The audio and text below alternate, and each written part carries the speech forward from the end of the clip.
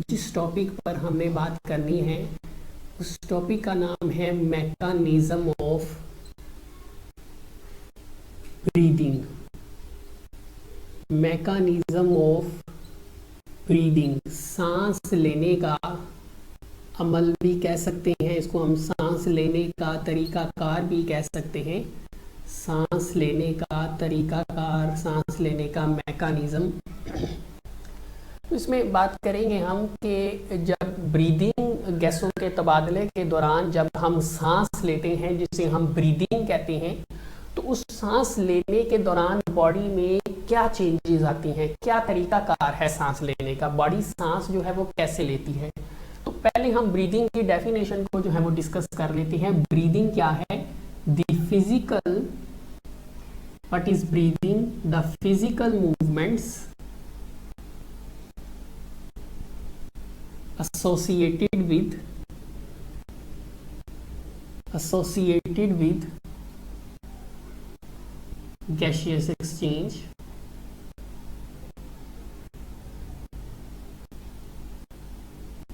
is called breathing। कि सांस लेने के दौरान गैसों के तबादले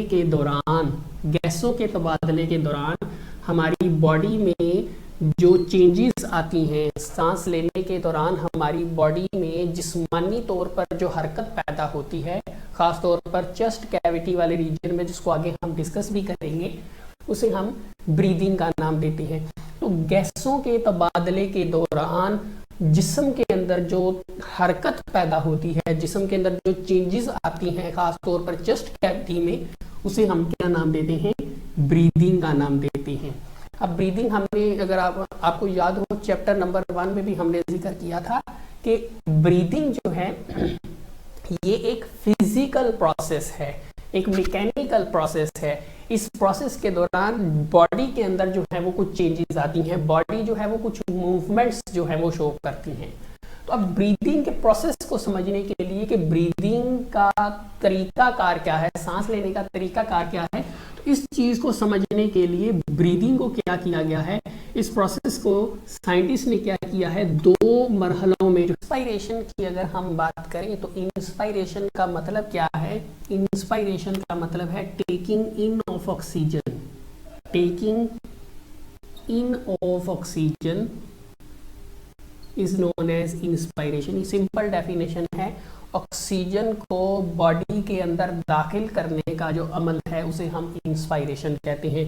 जबकि इसी का अगर हम उलट कर दें तो एक्सपायरेशन जो है that is giving out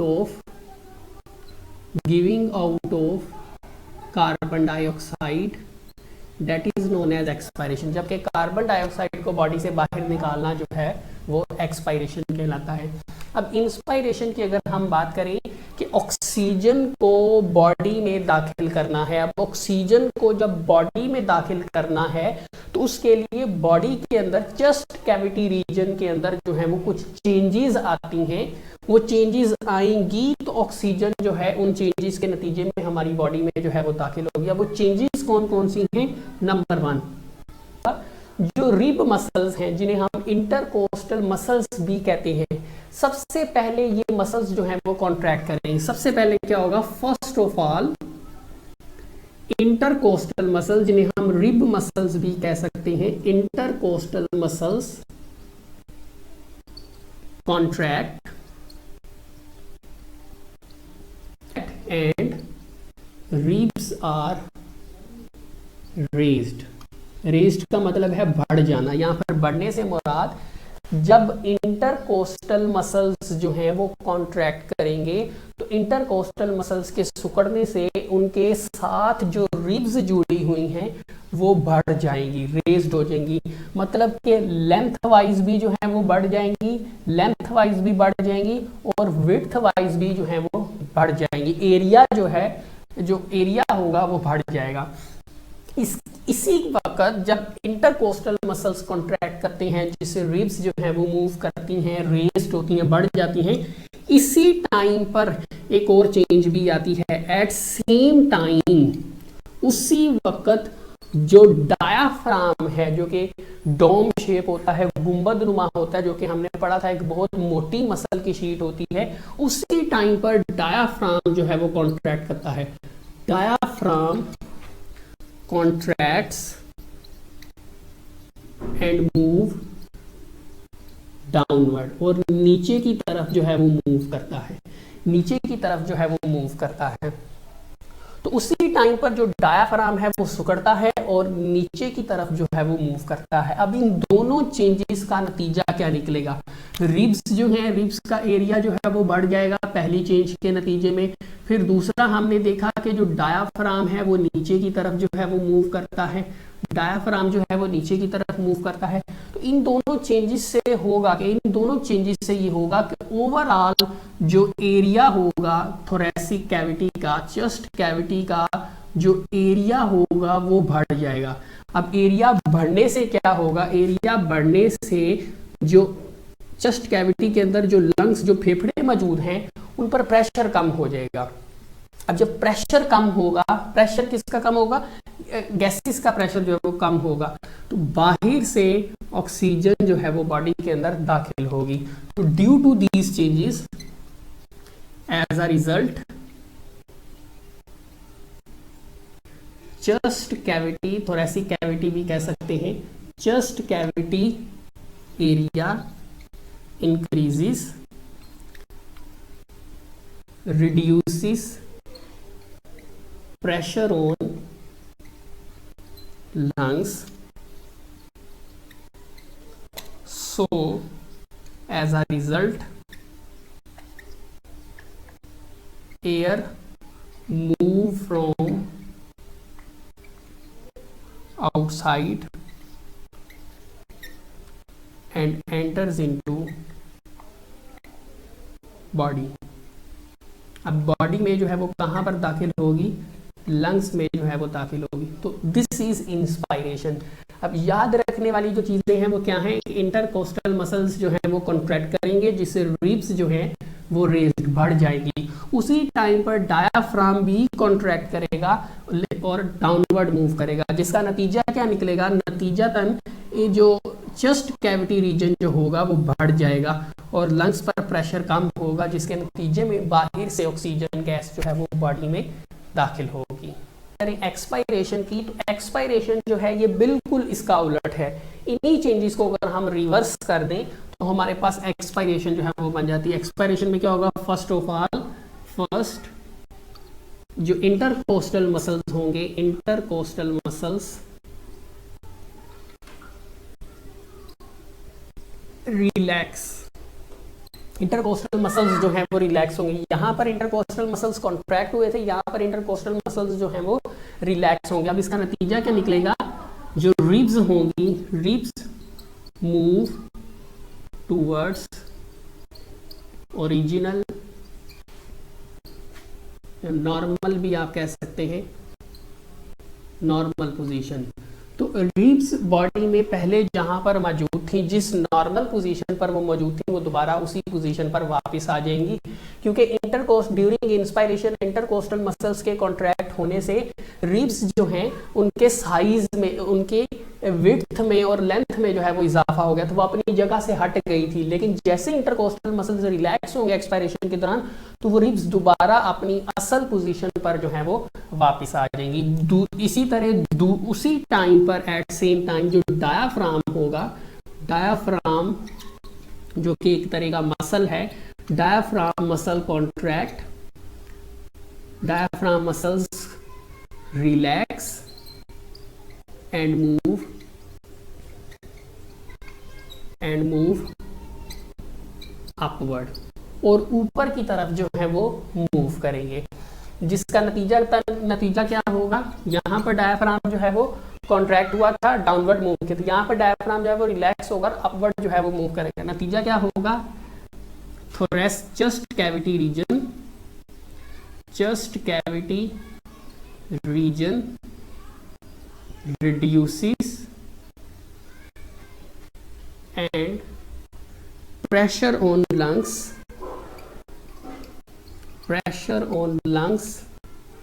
increases।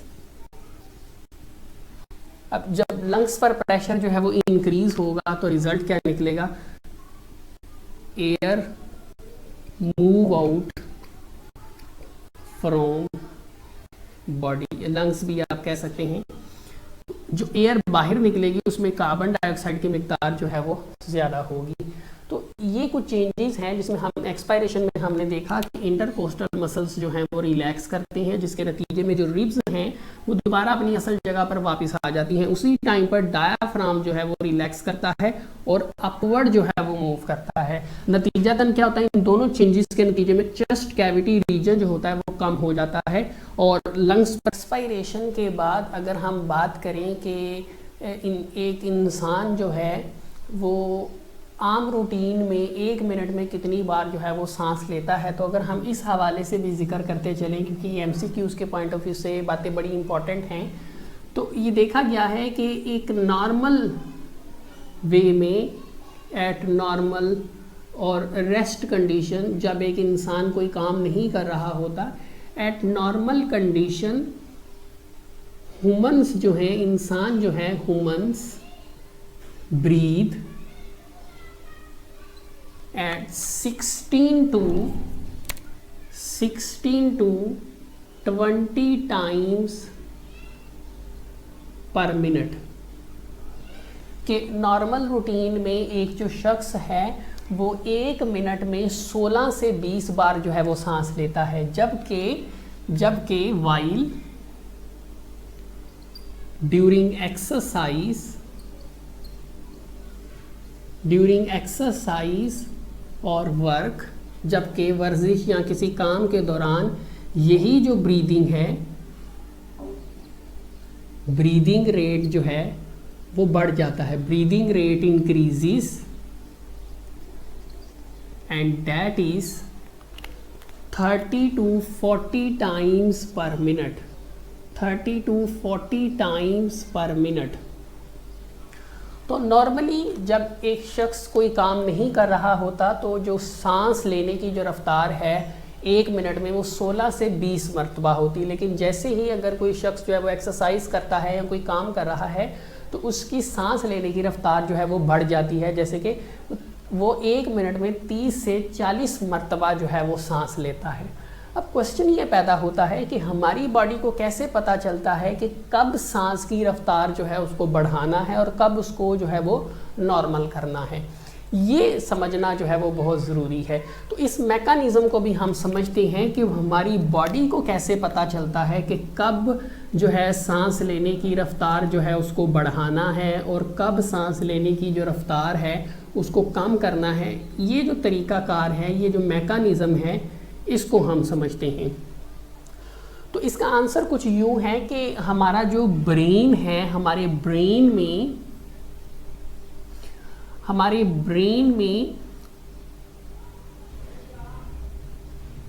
एक, हमारे ब्रेन के अंदर एक पार्ट मौजूद होता है, एक हिस्सा मौजूद होता है, उसे कहते हैं रेस्पिरेटरी सेंटर। ब्रेन का ये जो हिस्सा है ये हमारी बॉडी में सांस लेने की जो रफ्तार है चूँकि उसको कंट्रोल करने का काम करता है, इसीलिए ब्रेन में मौजूद इस हिस्से को हम रेस्पिरेटरी सेंटर भी कहते हैं। मज़ीद डिटेल में इसको हम नेक्स्ट चैप्टर्स में जो है वो पढ़ेंगे। नेक्स्ट हम 3rd चैप्टर जो है ब्रेन का टॉपिक जब पढ़ेंगे तो वहाँ पर भी इसको डिटेल में पढ़ेंगे। तो हमारे ब्रेन के अंदर एक ख़ास हिस्सा मौजूद होता है जिसे हम रेस्पिरेटरी सेंटर कहते हैं।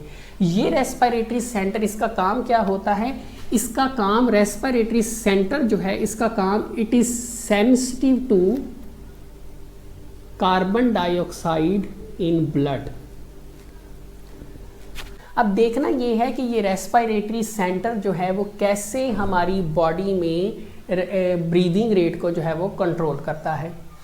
तो होता कुछ यूँ है कि जब कोई शख्स एक्सरसाइज करता है या कोई काम कर रहा होता है तो बॉडी के अंदर कार्बन डाइऑक्साइड की जो प्रोडक्शन है वो बढ़ जाती है। अब बॉडी के अंदर कार्बन डाइऑक्साइड की मिकदार बढ़ने का मतलब है कि ब्लड के अंदर कार्बन डाइऑक्साइड की मिकदार ज़्यादा होना शुरू हो गई है। अब जब ये ज़्यादा कार्बन डाइऑक्साइड वाला ब्लड जब ये रेस्पिरेटरी सेंटर में से गुजरेगा, क्योंकि ब्लड तो पूरी बॉडी में गर्दिश करता है, तो जब ये ज़्यादा कार्बन डाइऑक्साइड वाला ब्लड गर्दिश करते हुए रेस्पिरेटरी सेंटर में से गुजरेगा तो रेस्पिरेटरी सेंटर उस ब्लड में मौजूद कार्बन डाइऑक्साइड की मिकदार को सेंस करेगा। जैसे ही रेस्पिरेटरी सिस्टम ये नोट करेगा कि ब्लड में कार्बन डाइऑक्साइड की मिकदार बहुत ज़्यादा है, ज़रूरत से ज़्यादा हो गई है, तो इस ज़रूरत से ज़्यादा एक्स्ट्रा कार्बन डाइऑक्साइड को बॉडी से बाहर निकालने के लिए ये रेस्पिरेटरी सेंटर क्या करेगा, जो कि अल्टीमेटली ब्रेन में मौजूद है।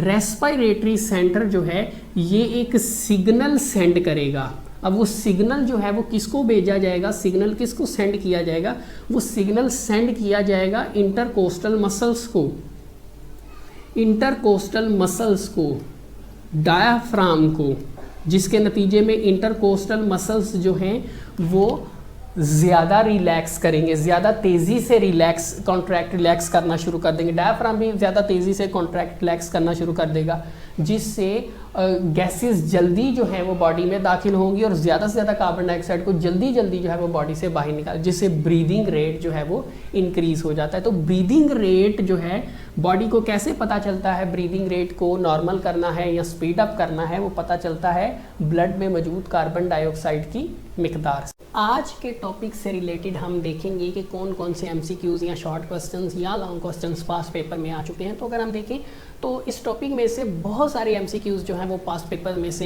जो है वो आ चुके हैं। जैसे कि पहला एमसीक्यूज़ है amount of oxygen in expired air in human, कि इंसानी जिस्म से जब हम एक्सेलेशन के दौरान जो हवा बाहर निकलती है उसमें ऑक्सीजन की मिकदार जो है वो कितनी होती है। एक्सपायर्ड एयर है, बाहर निकालने जाने वाली जो हवा है उसमें ऑक्सीजन की मिकदार कितनी होती है, तो डैट इज़ 16% होती है। बिल्कुल इसी तरह percentage of carbon dioxide in expired air, कि बाहर निकाली गई जो हवा है उसमें कार्बन डाइऑक्साइड की मिकदार कितनी होती है, एक्सपायर्ड एयर में कार्बन डाइऑक्साइड की मिकदार कितनी होती है, तो डैट इज़ 4% जो है वो मौजूद होती है। इसके अलावा नंबर 3 एमसीक्यूज़ है rate of breathing depends upon which gas in blood, कि सांस लेने की जो रफ्तार है, ब्रीदिंग रेट जो है वो ब्लड में, खून में मौजूद किस गैस की मिकदार पर, इर्तिकाज़ कितने मिकदार पर डिपेंड करता है। तो हमने पढ़ा था that is carbon dioxide. Carbon dioxide जो है वो गैस है जिसकी ब्लड में मिकदार से पता लगाया जाएगा कि कब ब्रीदिंग रेट बढ़ाना है और कब ब्रीदिंग रेट जो है सांस लेने की रफ्तार को कम या ज़्यादा करना है। शॉर्ट क्वेश्चन अगर हम देखें तो एक ही क्वेश्चन जो है वो आया है, that is differentiate between inhalation and exhalation, जिसे हम इंस्पायरेशन और एक्सपायरेशन के नामों से जो है वो पढ़ चुके हैं। तो अब याद रखें क्वेश्चन पूछा गया है डिफरेंस में, तो जब भी कोई क्वेश्चन डिफरेंस में आता है तो स्टूडेंट्स याद रखें वो हमेशा लाइन लगा कर है जो है वो लिखा जाता है। जैसे एक साइड पे हमने इनहेलेशन लिखा, दूसरी साइड पे हमने एक्सपायरेशन लिखा। अब मैंने जस्ट सैम्पल के तौर पर मैंने जस्ट एक पॉइंट जो है वो लिखा है। हमने अपने लेक्चर में तकरीबन 4 से 5 पॉइंट्स पढ़े, वो आपको सारे जो हैं वो लिखने पड़ेंगे, चारों के 5 पॉइंट्स आपको लिखने पड़ेंगे। अब यहाँ पर देखिए मैंने पहला पॉइंट लिखा कि इनहेलेशन में इंटरकोस्टल मसल्स जो हैं वो कॉन्ट्रैक्ट होते हैं, सिकुड़ते हैं। अब देखिए जो चीज़ इंपॉर्टेंट थी, अब इन दोनों में डिफरेंस क्या है, डिफरेंस है यहाँ पर इंटरकोस्टल मसल्स कॉन्ट्रैक्ट होंगे, यहाँ पर इंटरकोस्टल मसल्स रिलैक्स होंगे। मैंने उसको हाईलाइट करने के लिए, वाजे करने के लिए मैंने उसको मार्कर से, आप मार्कर से जो है इसको लिखेंगे बिल्कुल इसी तरह। फिर उसका नतीजा क्या होगा, रिब्स यहाँ पर बढ़ जाएंगी, यहाँ पर ओरिजिनल पोजीशन पर वापस आ जाएंगी। जैसे कि हमने यहाँ पर देखें तो यहाँ पर साफ पता चल रहा है कि इंटरकोस्टल मसल्स सिकुड़ेंगे, यहाँ पर रिलैक्स होंगे, यहाँ पर पसलियाँ जो है वो बढ़ जाएंगी, एरिया बढ़ जाएगा, लेकिन यहाँ पर वो दोबारा अपनी असल जगह पर। तो ये बहुत प्रोमिनेंट होगा जो कि एग्जामिनर को चेक करने में जो है वो बहुत ज़्यादा आसानी जो है वो फराहम करेगा। एक और चीज़ याद रखनी है कि जैसे ये लाइन जो है वो यहाँ पे ख़त्म हो रही है, तो नेक्स्ट जो उसका पॉइंट होगा वो आपने यहाँ से स्टार्ट नहीं करना, इसके बराबर वाली लाइन पे स्टार्ट नहीं करना, वो आपने नीचे वाली लाइन से स्टार्ट करना है, नीचे वाली लाइन से, ताकि यहाँ से आप दूसरा स्टार्ट। और तीसरी बात याद रखें कि डिफरेंस का मतलब होता है जो बात आप यहाँ पर कर रहे हैं उसी के ऑपोजिट बात आपने यहाँ पर करनी है। अगर आप यहाँ पे साइज़ की बात करें तो यहाँ पे भी साइज़ की बात करनी है आपने। ये नहीं है कि यहाँ पर आप साइज़ की बात करें और यहाँ पर आप शेप की बात करें, that is not the difference. Difference का मतलब होता है एक ही चीज़ के दो पहलू। यहाँ पर इंटरकोस्टल मसल्स हैं और रिब्स हैं, दोनों एक ही टर्म में जो है वो